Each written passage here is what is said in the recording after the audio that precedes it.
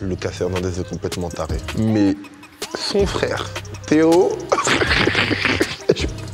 Là, je vais balance, là, je vais balance.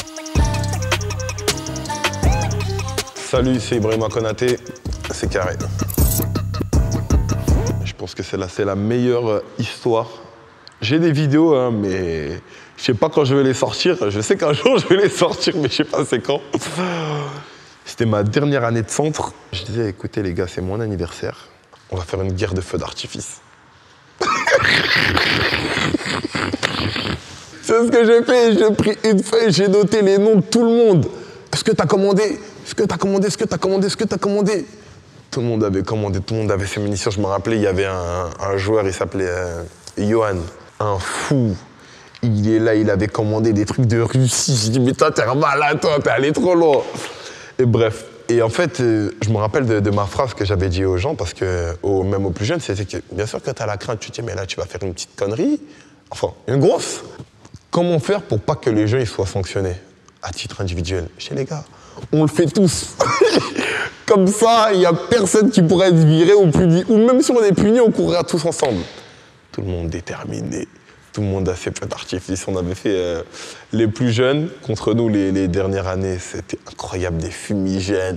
Ça se coursait avec les feux d'artifice. C'était incroyable. Même les surveillants, ils étaient là. Mais c'était débordé. Ils ont dit, ça y est, on peut plus les arrêter. Ils sont lancés. On ne peut rien faire du tout. Donc après, je ne sais plus pourquoi il y a un petit qui a crié, il y a la police. Alors là, il fallait voir cette scène. Oh, tout le monde a fusé dans le centre. Moi, je suis arrivé dans ma chambre, je me suis déshabillé. J'ai tout jeté en dessous de mon lit. Il me restait des feux d'artifice. Je les ai jetés en haut dans un... Je ne sais même plus où. Je me suis douché. Je ressors avec ma serviette comme si de rien n'était. Ah, mais il y a un problème. Au final, il n'y avait personne, mais je pense que c'était un bon moment pour arrêter parce qu'on avait pu en profiter à ce moment-là déjà. Et à la fin de la journée, il y avait le gâteau qu'on a célébré tous ensemble et tout, etc. Et tout. Ça, c'est l'anecdote la plus folle que j'ai dans toute l'histoire de ma carrière. Et même les gens après ça. Parce que c'était à l'époque de Snapchat un petit peu, mais c'était pas aussi développé qu'aujourd'hui. Genre, tu pouvais pas faire les captures d'écran ou les enregistrements, t'envoies, ça sort ici, non. Les gens, il y avait des vidéos qui sortaient de partout, mais les gens ils disaient, mais Sochaux, meilleur centre de formation de l'année, c'est pas possible. Même les grands, la génération de Marcus Thuram qui avait quitté le centre et tout, Patrick Keyoubi mettait des posts sur Snapchat, ah, les petits, vous avez créé Poudlard au centre. Imagine-toi, Poudlard, ça appelait. Et on l'avait appelé, cette journée, on l'avait appelé la guerre des étoiles. La guerre des étoiles. Ça, c'est l'anecdote la plus folle. Un jour, je suis sur... quand j'étais à Leipzig, je suis sur Instagram. Je reçois un message d'une fille. Elle me dit quoi? Elle me dit, ouais, toi, hier... en boîte, tu m'as volé ma carte d'identité et tout, etc. Et tout. Je dis, qu'est-ce qu'elle me raconte, elle? Je dis, elle me raconte quoi? Et moi, je déteste quand on m'accuse, surtout de vol, là. Je dis, mais t'es malade ou quoi? Déjà, est-ce que j'ai besoin de ta carte d'identité? Non, pas sa carte d'identité, sa carte bleue, excuse-moi. Sa carte bleue, désolé. Je dis, mais qu'est-ce que j'ai besoin de ta carte bleue, à ton avis? Elle me dit, ah bon, et tout? Ah, mais parce qu'il y a un mec, il te ressemblait, et il m'a montré ton Instagram, il m'a dit que c'était toi. Ah, je dis, lui, c'est un génie. Un génie. En fait, il a usurpé mon identité. Et je sais pas s'il voulait masquer avec le code certifié et tout. Il a dit, ah, regarde, c'est moi et tout. Et elle a cru que c'était vraiment moi. Après, j'ai arrêté de lui répondre, mais celle-là, c'est le plus gros mensonge, je crois, que j'ai eu pour l'instant. Ma première VM, j'ai rien fait la première. Le premier vrai coup que j'ai fait, je crois, c'était peut-être acheter... tu vois, les petites trouches de toilette, Louis Vuitton et tout, c'est ça, on va dire, l'achat que j'ai fait. Mais après, le vrai coup que j'ai fait, entre guillemets, c'était m'acheter une voiture, un Mercedes.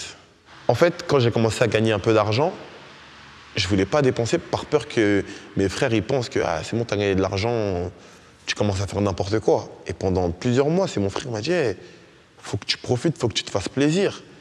Et j'ai dit ok, d'accord, bah, ok, mais let's go quoi.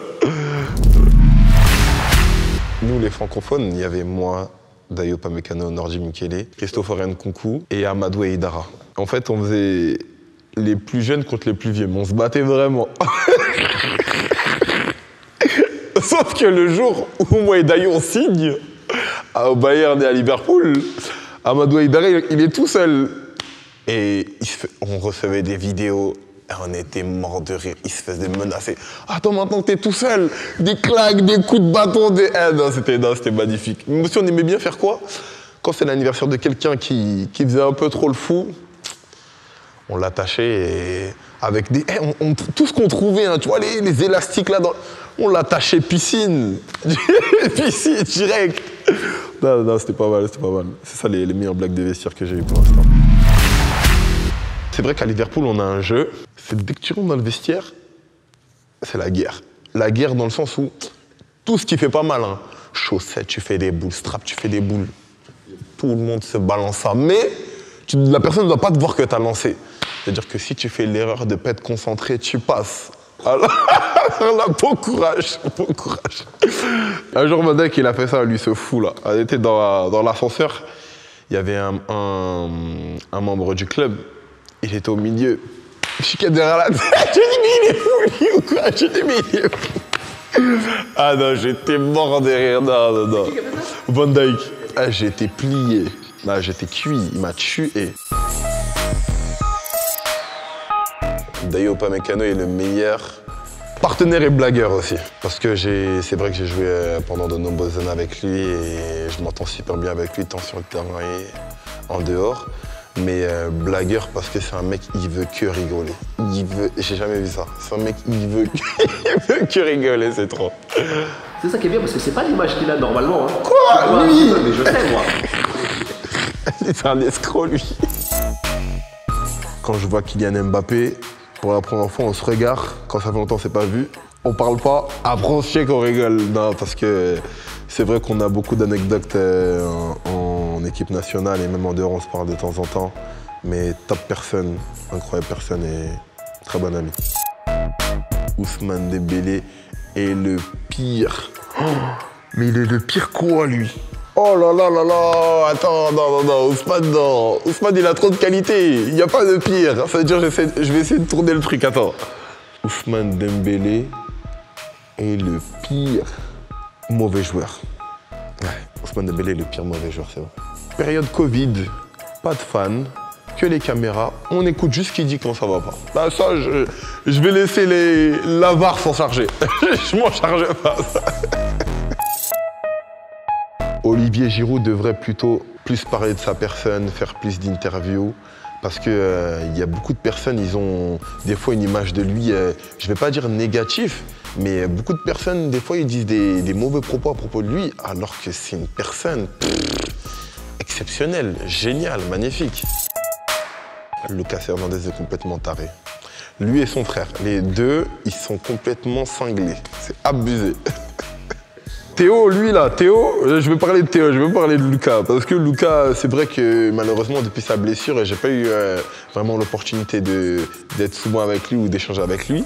Juste dans l'avion, la dernière sélection, on était ensemble, il me tuait de rire. Mais son frère, Théo, là je vais balance, là je vais balance. Tu sais, il y a des matchs, il fait quoi?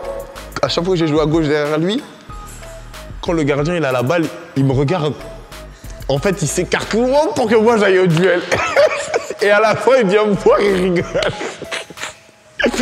Ah non, Théo, c'est le meilleur. Ah, Théo, il est trop drôle. Antoine Griezmann est le seul qui gagne à tous les coups au jeu de finition après les entraînements. Et je sais qu'il y en a 2-3 qui vont avoir le seum, là, mais c'est pas mon problème. C'est lui que je vois tout le temps marquer. Vous ne le savez pas, mais Ibrahima Konaté, j'avoue, là, j'ai envie de dire un truc, là. Mais si je le dis, là, c'est qui tout double, là. C'est qui tout double, là. C'est qui tout double, là. Vous ne le savez pas encore, mais Ibrahima Konaté va un jour gagner la Première Ligue. Je l'espère. Je l'ai dit, hein. Maintenant, est-ce que j'ai le choix de la gagner maintenant? J'ai plus le choix maintenant, malheureusement.